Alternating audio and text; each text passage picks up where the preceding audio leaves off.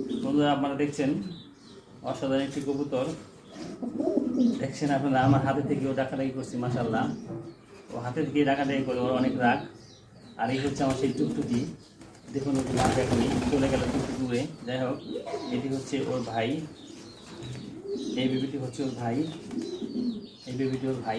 যাই হোক, এই বেবিটি ওর ভাই।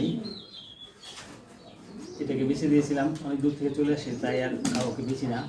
কারণ যার কাছে বিক্রি করি তার অনেক লস হয়।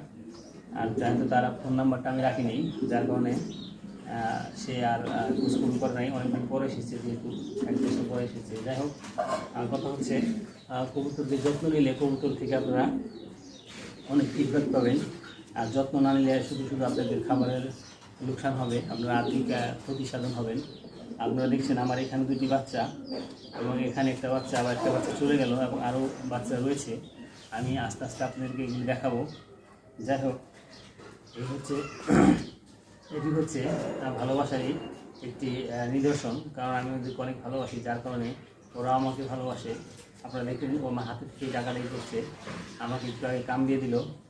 এখন ও চলে যাচ্ছে ওর সহধর্মিনীর কাছে। ওর সহধর্মিনী ডাকিয়ে রেখেছি এবং ওকে ছেড়ে দিয়েছি, কারণ ও ছটফট করছে চলে যাওয়ার জন্য। যাই হোক, ওদেরকে নিয়মিত খাবার দেবেন এবং পানি দেবেন এবং দেখভাল করবেন, তাহলে ওরা আপনাকে একটা ভালো রেজাল্ট দেবে। প্রতি মাসে 2টি করে বাচ্চা দেওয়ার চেষ্টা করবে। যাই হোক, ভিডিওটি যদি ভালো লাগে তাহলে অবশ্যই আমাকে ফলো দেবেন। এরকম আরও অনেক সুন্দর সুন্দর ভিডিও আপনাদের সামনে থাকছে। আসসালামু আলাইকুম, শুভ সকাল, সবাই ভালো থাকবেন।